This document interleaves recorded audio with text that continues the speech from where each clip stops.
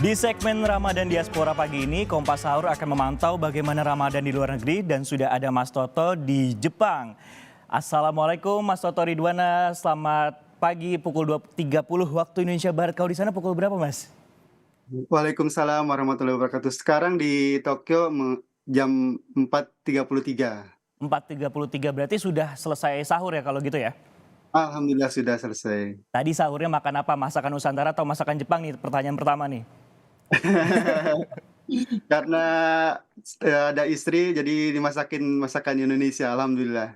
Oke, nah ini kan kita tadi sempat berbincang-bincang nih, 14 tahun ada di negeri orang. Pertama kali sama sampai saat ini 14 tahun, berarti sudah cukup beradaptasi dengan kuliner sana dan juga suasana Ramadan di sana. Mungkin bisa dibagikan pengalaman pertama kali sampai saat ini seperti apa, Mas? Alhamdulillah, pertama saya datang 2009 itu, pas Ramadan itu pas musim panas ya. Hmm. Wah, luar biasa musim panas itu dari jam 2 sampai sekitar jam 7 itu puasa gitu. Kalau sekarang itu semakin ke sini semakin sekarang lagi di Jepang lagi musim semi ya, setelah, eee, bunga sakura gitu, musimnya bunga sakura ya. Sekarang itu waktu jam puasanya itu dari jam, eee, 4 sekitar jam 4 sampai jam 6 gitu. Alhamdulillah, semakin pendek gitu.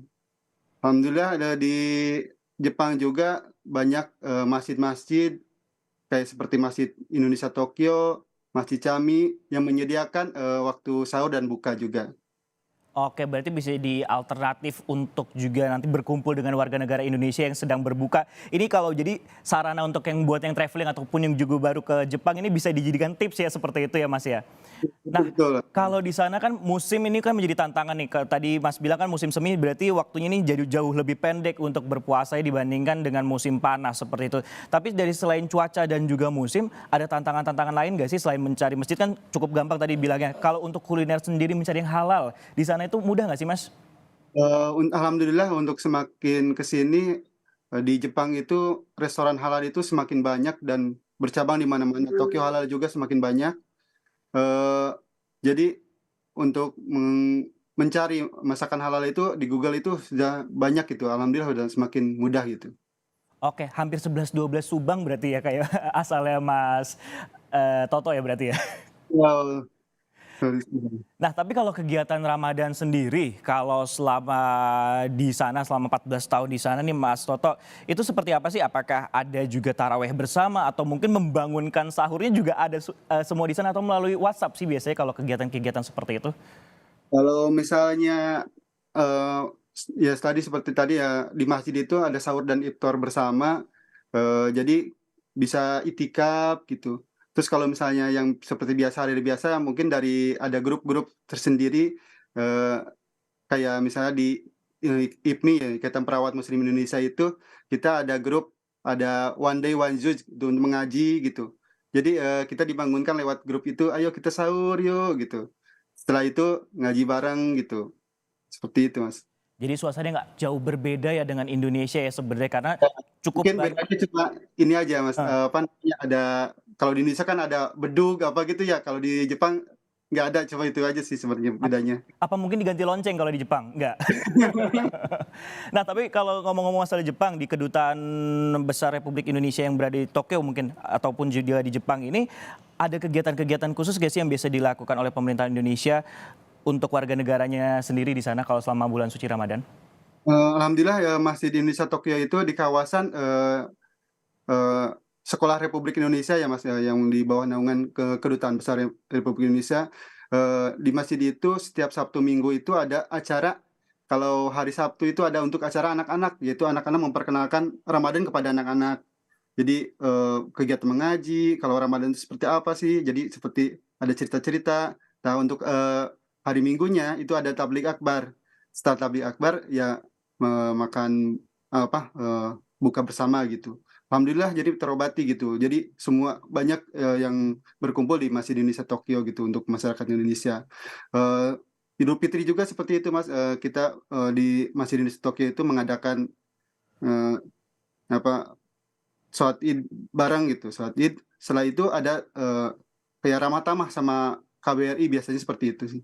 Oke, banyak kegiatan tentunya dan juga banyak makanan. Tapi saya mau nanya nih, selain makanan gorengan tentunya, apa yang dikangenin oleh masakan Nusantara?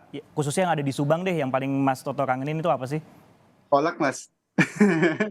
Kolak pisang. Emang kalau di sana nggak ada kolak pisang atau mungkin bisa dibuat tapi bahannya beda kalau di sana? Iya, jadi kalau pisangnya itu kan di Jepang itu dari ini ya, dari imporan Filipina ya. Beda pisangnya sama pisang Indonesia gitu. Jadi kalau dikolak itu jadi lembut gimana gitu. Beda banget sama Indonesia. Oke, dari teksturnya itu agak cukup berbeda ya kalau untuk bahan pokoknya. Nah, selain kolak mungkin ada lagi makanan-makanan yang kalau dari Jepangnya sendiri yang biasa dicari untuk pengganti ataupun juga kalau untuk berbuka itu makanan apa sih Mas kalau di Jepang? Mungkin makan mochi atau mungkin makan makanan lain di sana? Kalau di Jepang ini ya alhamdulillah sih Mas, kalau misalnya kayak itu kurma gitu, mungkin diganti sama kurma, terus ya, kalau labu ada Mas, jadi biasanya diganti pisang itu sama kolak labu gitu. Oke, berarti ada modifikasinya ya walaupun tidak menyerupai dengan yang ada di Nusantara. Tapi, Mas Toto, ini kan biasanya kalau menuju lebaran masyarakat ini kalau khususnya yang bekerja di ibu kota ini akan berbondong-bondong untuk kembali ke kampung halaman. Mas Toto sendiri atau warga negara Indonesia di sana itu biasanya balik gak sih ke Indonesia atau enggak? Mas Toto udah lama nih 14 tahun gak balik-balik nih kayak Bang Toib.